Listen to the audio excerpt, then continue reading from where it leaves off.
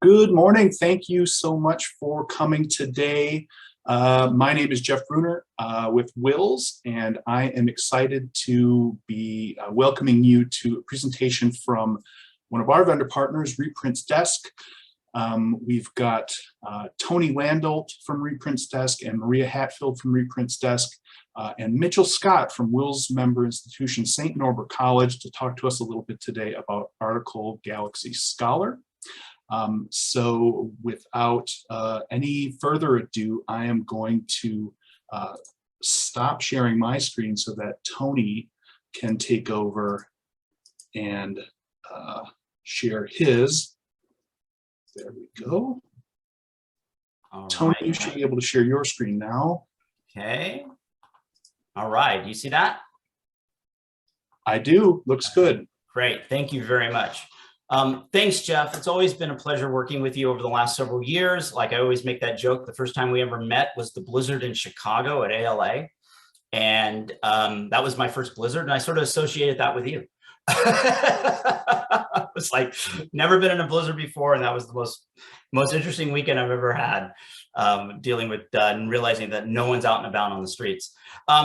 Really, thank you, WiLS. Thank you, Jeff. I also really want to thank everybody for being on the webinar today. I'm Tony Landolt. I head up the academic services along with my great colleague, Marie Hatfield, and we'll be discussing the Article Galaxy Scholar. But also, I want to sort of begin, before we jump into that, one of the things that I kind of want to do that I have not done in a while is just give a recap of our existing service, which I really want to make sure that everybody fully understands is not going away. Because as you know, in a lot of ways, sometimes when people come to you and say, oh, you got a new platform, does that mean the existing one that you're using, the way that I use Reprints Desk today is going away? The short answer is no. That is our standard base service. That is our bread and butter. That's where a majority of our clients are, and that's what we've been known for the last several years. So what that bread and butter service is access to better than 40,000 titles online. We have access to better than 500,000 book chapter titles. Average cost for documents around $29, and the average turnaround time is around 30 minutes. As some of you on the call who probably use this today realize, sometimes that's less than a minute. And so that's just basically really the roots of our service, the core of our service. And once again, it's not going away. So these are all the major publishers that we work with in the document delivery area. It's all the big international and regional publishers, well over 100. We have negotiated rates, seamless integration, and of course, no embargoes. So for some of you who use this today, and some of you who are possibly thinking about using our existing service, you can really use this in two different ways. You can use this mediated or unmediated. And the unmediated ways are usually by using our order form that you can just go into our website and go in and place an article request, which, by the way, if you have not been to our web page in a while, we've redesigned the back end. So if you are an existing client, you haven't used it, please log in once again, and you'll see a whole different look to it. But it still does the same functionality on the back end, which is basically getting you articles fast and inexpensive, and with the best customer support we can provide for you.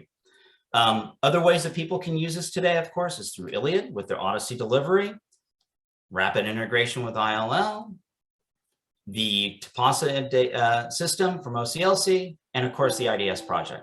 And I ran through this fairly quickly because I really want to spend a lot of time talking about Scholar. But really, if you have thought about using our service, keep in mind that there's no setup fee, there's no annual license fee. It's simply a purely transactional service if you decide to use one of these 4 systems. And setup time usually takes less than an hour. And this is a huge selling point for a lot of university libraries, because knowing that, especially during the pandemic, at the beginning of March and April, we had quite a few signups for folks who just really wanted us to get into their system quickly, and we were able to implement them in a quick, timely manner. One of the other ways that universities use us today, besides using us through all those 4 existing services, Rapid, IDS, Iliad, and Tapasa, is the fact that we have access to many print collections around the globe that we can provide for you. And that's a huge selling point for a lot of universities, because we have quite a few universities today where they use this service, who take advantage of this service on a regular basis, and then sometimes this is all they use us for. I really want to highlight the British Library in particular, because our relationship with the BL is growing and it's becoming pretty, I guess we would say we have become we send them the most article requests. We're their number one source to grab articles from. And that's been a very huge benefit for us and for our clients. And the other two benefits about having a relationship with the British Library are two things. One, we end up invoicing you. And two, usually turnaround times about 24 hours or less working with the British Library. But we also utilize other sources around the United States and around the globe. I want to be very careful here and say, if you were to ask me, are you full service? The short answer is no. So to give you an example, if you would like us to get an article from Zeishi for Kimi from 1950, we'll be able to get that? Yes. If you ask us, can you get me a dissertation from the University of Florida and there's only 2 copies? Short answer to that's probably most likely no. So for journals and book chapters we can get, but for dissertations and reports, that's sort of is something we can get for you, but it's not our expertise. And the nice thing about using our service in that area is that we can reject those articles fairly quickly. And I know for people in interlibrary alone, sometimes getting a quick no is better than sitting on it for 3 or 4 days. So the other real quick thing I'll talk about is we've talked about mediated. The other space that we also play in, which is the unmediated way of doing things. So if you're a ProQuest or EBSCO or any other system out there, if you want to decide you'd like to work in that world in the sense of having links immediately go to us, we can definitely do that for you. And this is a much longer conversation, but we're more than happy to engage with you and discuss that. So once again, you had the mediated way of ordering, and we can also work in the unmediated. So with that being said, I'm going to quickly just give a high overview about Article Galaxy Scholar, and really the main reason you're here today to see and hear about and hear updates about where we're at with this service. We've rolled this out in a soft launch at the beginning of March of this past year. And Mitchell Scott, who's on the call, is really one of our very first early adapters of this. And so it's been really fun for us to work with Mitchell. In fact, Mitchell, I think you were our very first implementation, to be honest with you, back late last year. So we're still currently in a soft launch, but we are really rolling this out, and more universities are gathering up steam to reach out to us and hear more about it. And Maria has also been really one of the people implementing this. So the high level view of this, as I'm about to kick it over to Maria, is if you have and this is where I should stop for a second. Article Galaxy Scholar really sits between your link resolver and interlibrary loan. So the idea is if you have a core group of faculty, or if there's a core group of publications that you would like to give to your faculty to get pretty much instantaneous gratification, to get articles around the clock, 24 hours a day, this is really one of the core things to our service. Now, there's other things that have been really beneficial that have come out of our early development partners who have told us value adds that we didn't really think of, and we can discuss that later or at the end if we have time. But really the benefit is you go in, you do a search. If you're a preferred user, open access pops up. From OA, it goes to a purchase, or if not, it goes to interlibrary loan. The idea is to make the journey experience for anybody who uses this platform seamless and to provide the quickest access possible. So with that being said, I get the great pleasure of being quiet now and letting Maria carry most of the load. So Maria, I will turn off, and I think it's all yours, my friend. Thank you. Hello, everybody. Let me turn on my screen sharing now. So I am going to show you how Article Galaxy Scholar works today. We're actually using a Primo Alma sandbox environment, but we can work with any link resolvers and discovery services. Mitchell is using Full Text Finder and EDS, for example. So, you know, that isn't an issue working with any type of system. Now, I did a search here for medicine and 3D printing, and when full text is not available, we can set this up one of 2 ways usually. You can decide to set this link up in addition to your interlibrary loan link, and you have complete control over how this is worded. Or what we've seen, and Mitchell, I believe, is doing this, has replaced his interlibrary loan link with the Article Galaxy Scholar link, because we have integrated interlibrary loan into the workflow for Article Galaxy Scholar. But that is completely up to the library, how they want to implement it and what works best for your workflows. So if you were to click on this link, which I am going to go ahead and do, but I have prepped some samples because you never know what's going to happen in a live environment. So one of the first things that Article Galaxy Scholar is going to check for is open access via our unpaywall filter.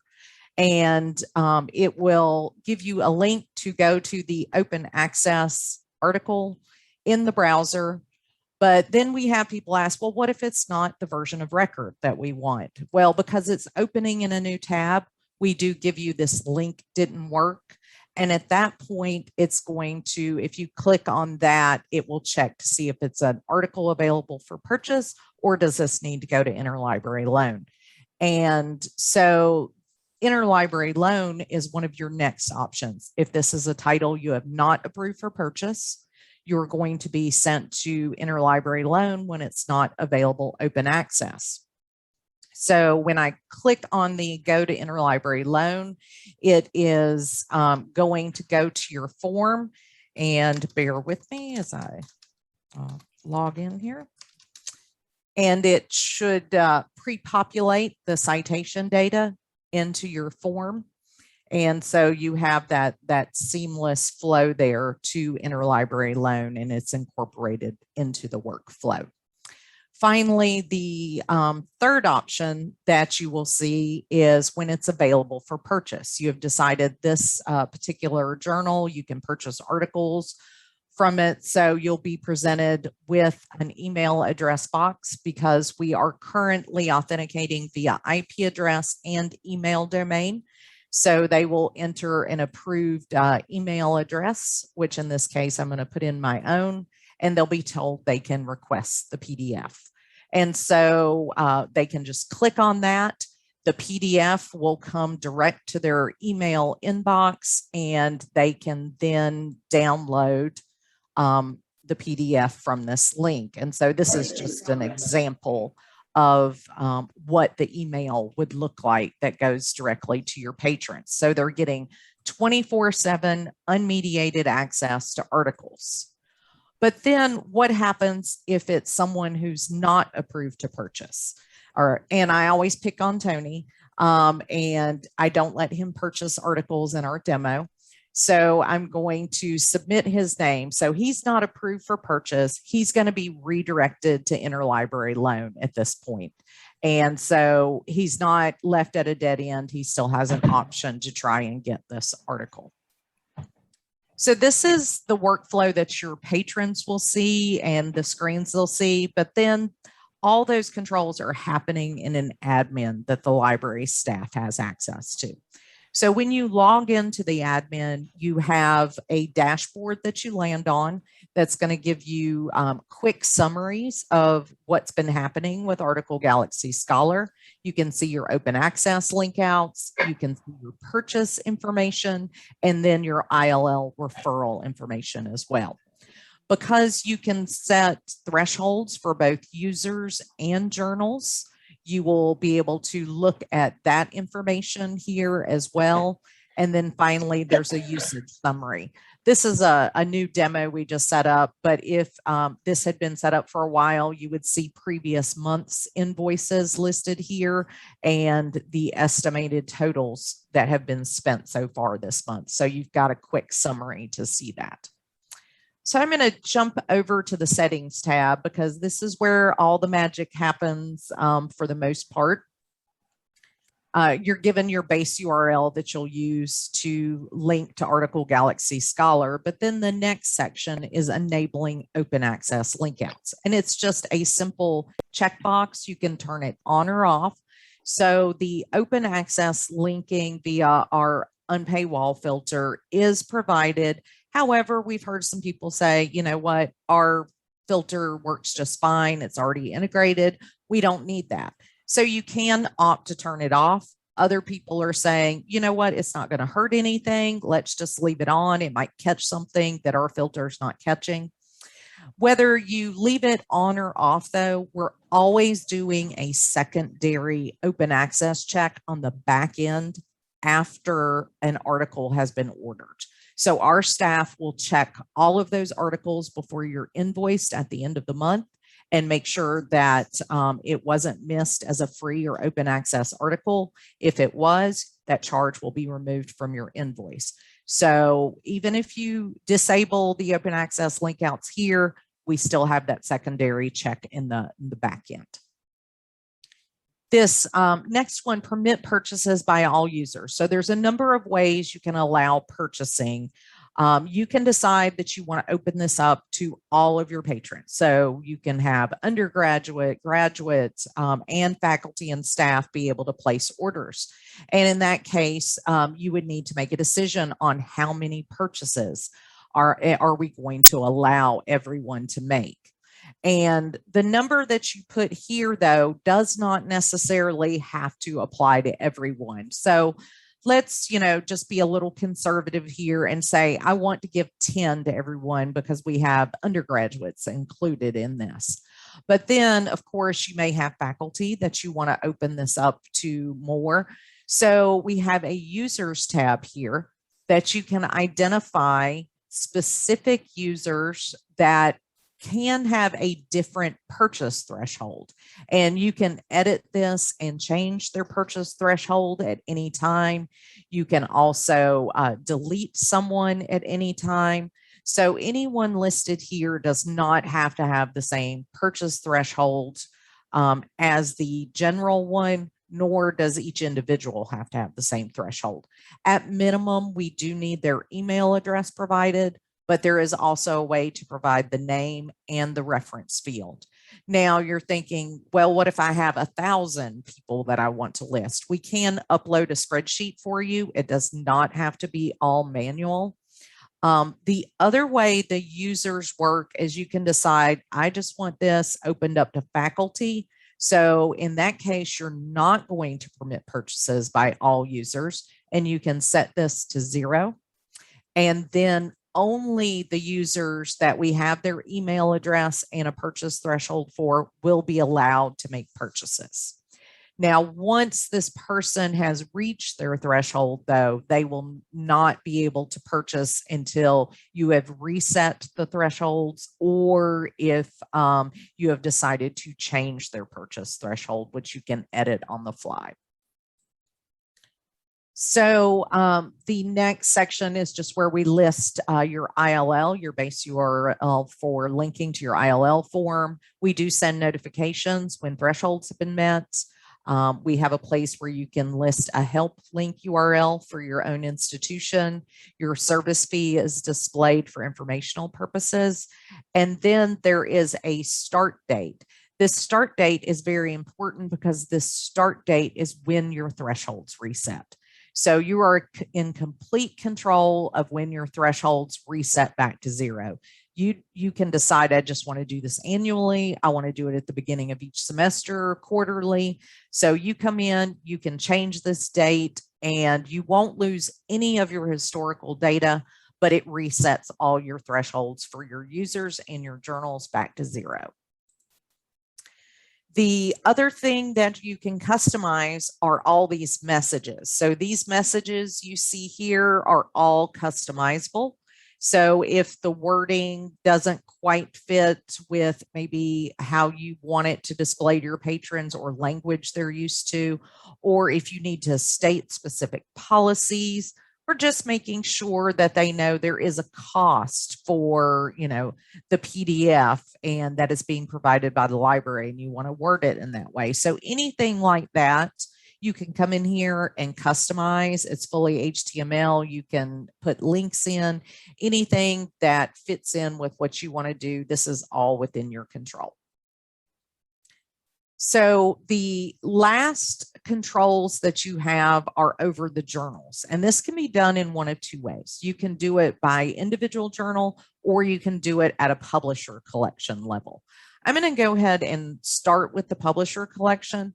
So in this case, you can decide, maybe you've dropped a large package or a database model type package from a publisher and you want to activate everything from that publisher. So in that case, I'm just going to do Elsevier here, and I'm going to activate that publisher. So now you can decide, actually, do I want the first few requests to go to ILL before purchasing starts? Some people, are following the rule of 5. For each journal, the first 5 requests, they want to send those to ILL. Other people are saying, nope, I want these to go direct to purchasing first. And then once the threshold's been met, we'll go to ILL. So this can work however you want and what fits in with your policies. The next thing that you can customize is the years that are ordered. So say that you had purchased a back file, but you don't have a current subscription, you can actually customize this so that say that 2020 is where the current information does start. Everything else before that is back file. You can say they can only purchase after 2020. Or you can do this the other way around. Say that you have a current subscription, but not a back file, and the current subscription access starts in 2010. You could end the articles that can be purchased in 2009. So anything after 2009 cannot be purchased, but anything prior to that can.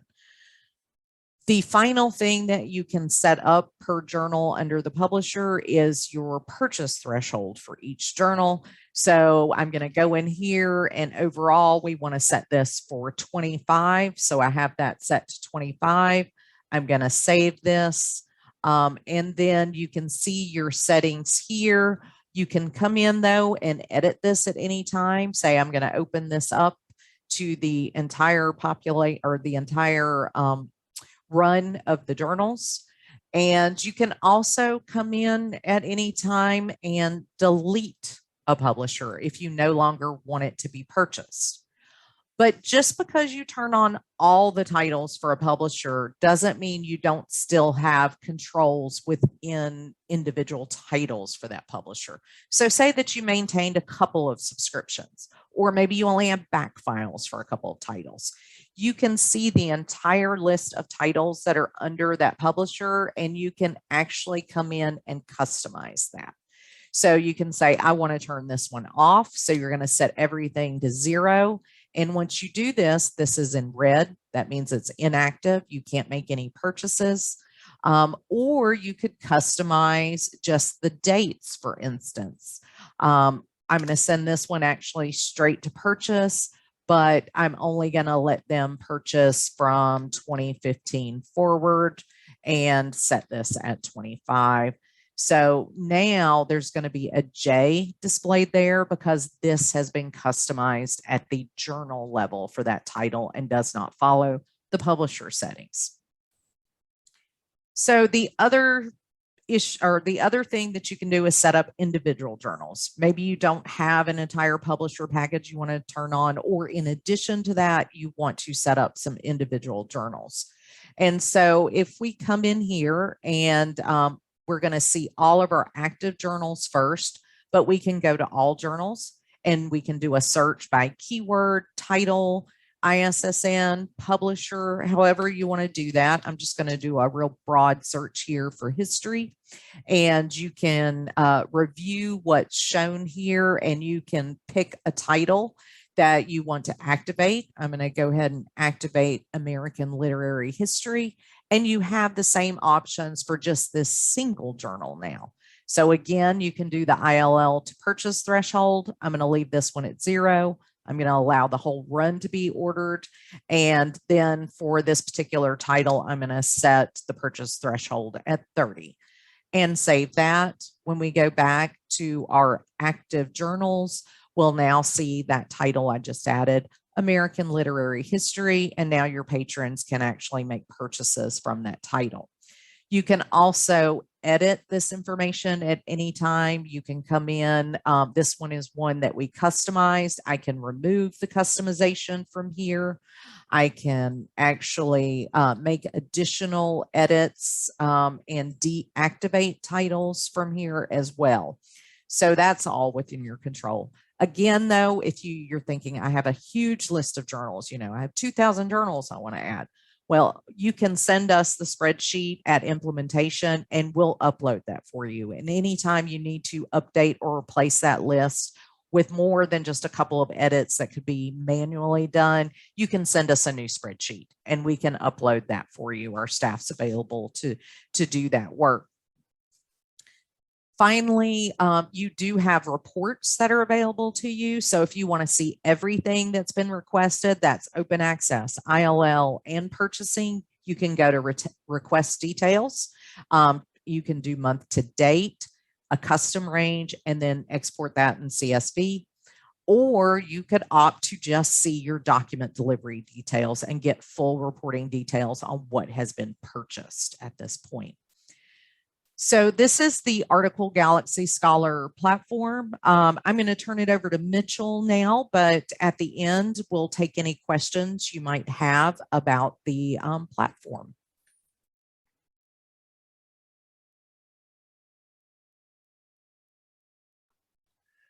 Okay, well, thank you, Maria. Is everybody, you hear me, see me? Are we good?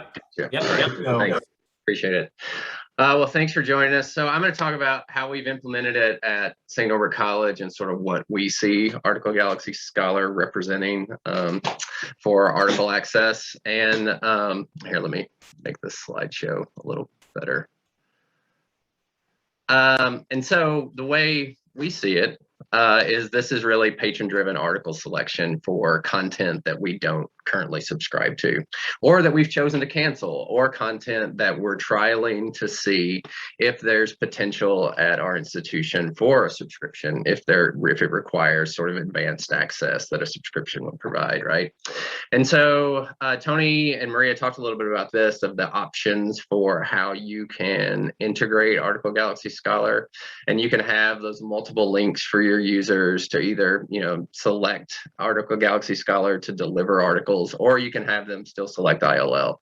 Well, we've gone all in here at St. Norbert, and we've replaced all of our request through document delivery links everywhere they live across the various library platforms with what we're calling this service is articles on demand. And really, in our mind, it's this form of patron-driven article selection. I mean, it makes sense, right? We have so many patron-driven models for so many formats in our collections, like ebooks and streaming. And I mean, you can do patron-driven for books, but we've never really had this sort of patron-driven model for articles. Copyright Clearance Center did some of this with Get It Now, but it really, I think, Article Galaxy Scholar has really sort of nailed it with what they provide with this. And so just like what Maria talked about, I mean, we're really like leveraging sort of 3 alternate access models for our users for content that we don't subscribe to, right? And so this is the way we talk about it at St. Norbert, is we're leveraging these models to provide open access when it's available, to provide email delivery where we pay per article rather than per subscription to save the library money. And then, for things that we've decided that we don't want to deliver via an article cost that we're okay with and comfortable with delivering ILL, that those then get kicked and go to interlibrary loan for what we call document delivery around here. So really like leveraging sort of 3 alternate access models for article content. So the big implementation for us, since we went all in with this and decided to push all of our document delivery or interlibrary loan or all of our requests for content that we don't subscribe through to Article Galaxy Scholar, was to make sure we really check the boxes of every access point. And so we have Article Galaxy Scholar, or Articles on Demand, as we call it, integrated with our discovery layer. So it's in EDS for us. We have to integrate it across all of our various database platforms. So for EBSCO, integrating it with EDS is a different customization than integrating it with our EBSCO host databases. So to make sure that like it's standard across all of our platforms, and then we subscribe to a few ProQuest databases, but also to make sure that we integrate it there so that this articles on demand language options is discoverable across all of our platforms. It's in our full text finder menu. So when our users get to full text finder via Google Scholar or another way that they've gotten to full text finder, articles on demand is what they would select to proceed to get something that we don't subscribe to. So it's in Google Scholar, which we love because we have so many users in Google Scholar using that as our discovery platform. And then another big one for us is we use browsing and the libkey Nomad browser plugin that's a part of that. And so from browsing, as our users browse our journal content, when they click on access this, it kicks them out to Article Galaxy Scholar now, and it proceeds through the three choose your own adventure for an article: open access, email delivery, or ILL. And then we integrated it with browsing, has also integrated it with libkey Nomad, which we're really excited about. And so for our users that have downloaded this browser extension, libkey Nomad pops up when they're on the web, when they're in PubMed, when they're in anywhere that libkey Nomad can surface. And then libkey Nomad actually pushes them toward Article Galaxy Scholar and these various methods to getting article content through St. Norbert College. So what have we seen? So we have been active with Article Galaxy Scholar since January with all of these implementations. Our requesting really didn't kick off until February.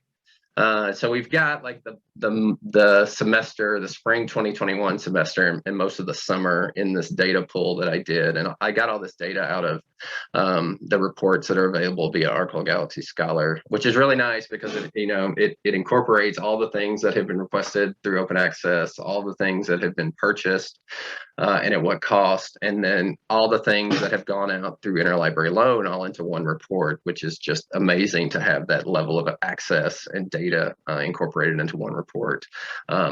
So what we've seen is we have 32 journals. So we're not hugely involved with Article Galaxy Scholar set into our individual journals holdings in Article Galaxy Scholar for canceled content. So this is stuff that we've canceled over the last 3 years, most of it coming from last fiscal year when we had to do a major budget reduction.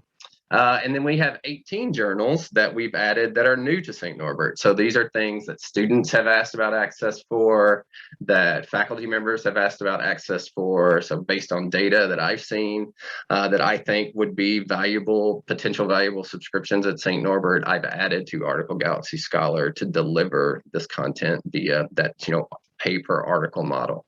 And so what we've seen for those 32 canceled journals is we've spent around $784 since we went live with it. And the cost to subscribe to all of that journal content, those 32, would have been around $49,000, right? So really leveraging patron selection for this content rather than subscription. And the same for our new journals at SNC. We've only had one request for those 18 journals that I've set up, and so we've spent $47 on what would be potential subscriptions. And it's the start of the semester for everybody, so I'm sure you're getting like requests from like new faculty about like, well, do you subscribe to this? Do you subscribe to this? Do you subscribe to this? And that's what we've sort of done with Article Galaxy Scholar to try this new content is we'll give it a chance through Article Galaxy Scholar. We'll see what sort of interest is there from our campus at large rather than one person, which that can often be the interest, and then to see if a subscription would fit our needs. So we can look at it by publisher too. So over the last fiscal year, we canceled a Elsevier College Edition package, which was a big cancellation from us. A huge number of uses tied up in that, and so that Elsevier is where the majority of our canceled journals are coming from. So we have 12 Elsevier ones from there. We didn't resubscribe to any of that Elsevier content individually. We just dumped it all in Article Galaxy Scholar to see what use exists via this model. And then we have 10 Taylor and Francis ones in there. And then a lot of the new content that we're doing is through Taylor and Francis and some WiLS stuff. But the bulk of our purchasing has come from Elsevier. Not surprising that package that we canceled is huge use, big, a lot of uses coming out of that package, and it gives you some dollar amounts on the side of what it would have cost us to like resubscribe to that Elsevier content individually, and then what it would cost us to continue to subscribe to these journals via all these publishers that you see. So I mean, we're really pleased with the amount of money that I guess with the ability to provide alternate access to these things or access to these things outside of subscription, and the amount of money that frees up within our budget for either new initiatives, new strategic priorities, or to reduce our collections budget. So what does it mean? So access without subscription. So those three, the three-prong approach of Article Galaxy Scholar. So for the 32 journals that we have in there that we canceled, we've had 18 ILL requests for those.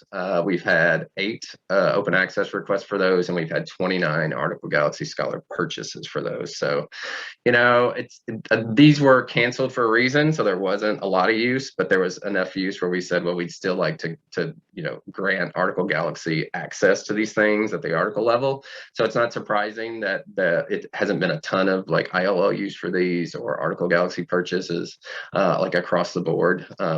And so that's not surprising to see, but it's really encouraging to see open access leveraged in this way of articles being delivered that way for this content. And then new to SNC, we've seen 10 ILL requests, 3 open access requests, and 1 Article Galaxy Scholar purchase for that sort of new content. So this bottom table, I talk a little bit about how we've managed our individual journals in Article Galaxy Scholar, and then sort of what we see as like the sort of reach of Article Galaxy Scholar for this content that we don't subscribe to.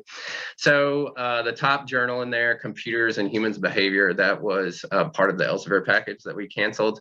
That journal averaged around, well, I shouldn't say average, I'll say, so last year, I just looked at the numbers, in 2020, that journal had like 400 downloads at St. Norbert, which is a huge number for us. And we also know that the vendor provided download data is, take it for what it is. It's a number, right? Who knows like the impact of that or the reach of that or how many, how important that number is. But that Computer and Human Behaviors had 400 downloads in 2020. We canceled it. We put it all in Article Galaxy Scholar. If you see the AGS holdings here, this is where we can control the years that are available via Article Galaxy Scholar. So for Elsevier, there's no aggregator overlap for any of that. It's not in EBSCO databases. It's not in ProQuest databases. The only way to access that is through Elsevier. And so we're making basically the most current 5 years available through Article Galaxy Scholar. And then everything else, we're comfortable turning over to Interlibrary Loan and allowing it to be requested that way. So for a journal that had 400 uses in 2020, we've seen 3 ILL requests. We've seen 3 open access requests, and we've seen 12 purchases, right? And so that purchase cost for Computers and Human Behavior for us has been, it's $233 compared to almost $4,000 to subscribe to that, right? And so, I mean, that's the real payout we see is this ability to leverage ILL, to leverage purchasing at the article level, and to cut costs and to save costs and to reuse that collection money differently. The interesting one here that I did just want to point out is for our non-Elsevier content, if there's aggregator overlap, we'll manage the embargo via Article Galaxy Scholar. So this Howard Journal of Communication, it's in one of our aggregators. That access is from like 2000 to like the 18-month or the 2-year embargo. And so we'll only make Article Galaxy Scholar holdings or the delivery of an article via email available from 2020 to the current, right? And so everything else can get filled via our aggregator. And then the most recent sort of, that embargo window will fill with Article Galaxy Scholar purchases. And so we've seen 4, right? So there's 4 purchases through this journal. Everything else has been potentially filled via our aggregator. I haven't checked that data yet to see. But we've spent around $188 on this. The cost to subscribe to this is $789. So this could potentially be one where, as those costs escalate, we say, hey, maybe this is one that does, that we have previously canceled, that a subscription is going to meet our needs in ways that Article Galaxy Scholar or this method is not. And so that's what we've been seeing, and we're really we're really pleased with the service so far and our ability to, sort of manage our budget and yet still provide access to all of this stuff. So that's all I got. All right. Thank you, Mitchell. That was extremely informative. So thank you for the opportunity, and thanks for the chance for you to speak about it. I got a question that has come through. Have you found it to be a challenge to get the word out to your patrons about this service? Because I've heard that from others, like, because it's always hard for something new, correct? Like, they're so used to, like, one click, get it. Now it's like they have to do maybe one extra click to get it. Has that been a challenge? Has been people receptive to this in your mind? Yeah, I mean, we're sort of frightened by this because it was a big change for us, right? As you can imagine, we changed the links of how our users access non-subscribed content for articles, and they've been going to an Iliad page for I don't know how long now in St. Norbert, and all of a sudden they're faced with like new windows and new clicks and sort of things like that. And we heard nothing, zero. No one commented on anything, no questions about what is this, what are you doing? And instead, we've just seen sort of all of the participation and action through Article Galaxy Scholar that I just showed you. So there doesn't seem to be any real user sort of problems with the interface or with being approached or being faced with like a new workflow or a new process. So I mean, I think you've set it up pretty nicely. Like we've talked about this as beta partners. You have too many clicks in certain spots and you're going to clean that up. But I mean, I think it's pretty easy to click and go where you're intended to go. So yeah, Jeff, good news. Oh, I was going to say good news for Mitchell. Mitchell isn't aware of this yet. In September, we're rolling out the option to turn off the extra click for ILL. So you can just go direct to the ILL form when that's an option. But we are going to leave it to where you could opt to have that extra click for whatever reason. Yeah. There's Jeff, a hand raised. Yeah. So Jeff, how do we do that? I can do it. Gary, I'm going to allow you to talk and unmute yourself. Okay. Oh. Gary, do you have a question? Oh, no. I'm sorry. I made a mistake. Okay. No worries. This is good. Oh, okay. I did do that on Zoom all the time. Yeah. Actually, I have a question for Mitchell. Mitchell, can you, when you, on one of your slides, you had like the savings for not subscribing to, like you had spent, what was it, like $3,000 on purchasing the articles, but it would have cost like $30,000 to subscribe to those same titles or something? Oh no, 80. So it's like $800 in AGS purchases versus an $80,000 subscription, right? So that's 1%. That's like a 99% savings. In a theoretical model where you subscribe to all that content, it would have cost, so it was like 1% of what it would cost to subscribe to that. Like that's huge, right? Like that's a remarkable difference. Now, would you have kept, like there's a lot of ifs in that, like would we really have kept it? Would, but that seems like a number that tells a huge story when you see that like 1% of subscription costs. And I just want to, I guess my question is, I'm reading that right? Like that's like the impact that slide is telling us. Correct. Yeah. I mean, in that, you're right. I mean, there's some nuance to that because all that Elsevier content was wrapped up into a big package. So there were some, there's savings there, and you're not subscribing to all that individually. But if we were going to, that package was getting broken up regardless. We had to have that money. And if we were going to resubscribe to those things that we deemed very important to still provide access through the Article Galaxy Scholar, that's what it would cost us, right, to resubscribe to those things individually, or some various form of that if we weren't going to include them all. And so yeah, I mean, there's huge cost savings here, right? And so we've been trimming, I'm like everyone, I'm sure you've been trimming your individual subscriptions outside of your packages or your publisher deals down, and we've been putting those individual subscriptions that weren't performing at a level that we deemed valuable to St. Norbert into Article Galaxy Scholar and saving the money that way.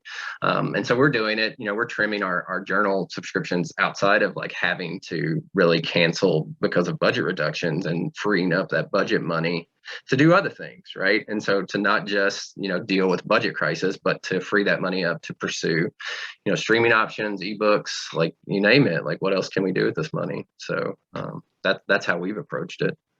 That's really impressive. That's a number that, you were kind of going along. I was like, what? I did not expect it to be 1% of the subscription cost. So that's pretty impressive.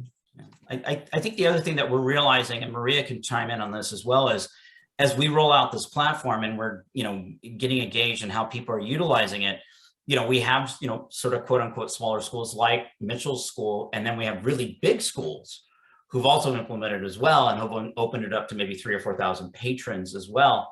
And so it is it's been very fascinating to see that evolve over time, where smaller schools are, very conscious about their budget, but the bigger schools are even more conscientious about it. And so we're seeing a nice balance between smaller schools, mid-sized schools, and larger schools. And some schools are just using it very remotely, where they just want to have it for key faculty only. The platinum faculty who bring in, $20 million worth of grant money, they've just opened this up to them alone. That's all we want to do, is give it to them, because we want them to have that platinum service and open it up to them and give them the opportunity to get documents. And then on the flip side of it, we've had it large. So I was like, let's just give it to 3,000 or 4,000 faculty and so forth. Well, that's the key thing about the way Article Galaxy Scholar works, is it's flexible. It's completely flexible in how you use it within your institution. There was a question that had come up. Not sure if I heard you correctly, but is there a service fee per article? I use the mediated add-on in Iliad, and we are charged a service fee on top of the copyright charge. So that is correct. The way that Article Galaxy Scholar works is that there is an annual platform fee, and then you will be charged just like with your existing service. Monthly, you'll receive an invoice for the transactions, and that is a service fee plus the copyright fee. Mm-hmm. Any other questions or comments? I was just going to add that who can have access to Article Galaxy Scholar at St. Norbert, it's open to everyone. So we're not restricting anyone. And so that if you're concerned about, oh my gosh, I'm going to make it available to all my campus, runaway costs, what's it going to cost us? This is everyone. So what we've spent so far is everyone at St. Norbert, undergrad, staff, faculty, everyone having the ability to request through Article Galaxy Scholar. So. And I put up my contact along with Maria's. So if you have questions or thoughts, or if you would like to have some other development partners and early adopters of the platform, we can definitely give you their names and contact information. They'll be more than willing to speak to you about that. But please don't hesitate to reach out, and we definitely appreciate your time. Another question came in. Does AGS check for duplicate submissions for a user? So currently AGS checks for duplicate orders at an account level, so not per user. We are looking at in the future maybe incorporating a user level duplicate check, but right now it's just checking overall for the entire account if there's been a duplicate request. Mm-hmm. Maria, by account, you mean the at the institution level. Correct. The institutional account. So anyone, if anyone within that institution makes a duplicate request, we are flagging those. Yeah. Correct. Anything else? Jeff, thank you very much, my friend. Thank you for the opportunity to do this. We always appreciate that. Once again, if anybody has any questions, please reach out to Maria or I, or even Mitchell, and look forward to hopefully hearing from some folks. So thank you for your time. Thank Take you, care, everyone. Thank you, Mitchell. Thank you, Thanks, Jeff. everyone. Bye-bye. Thanks, everyone, for coming.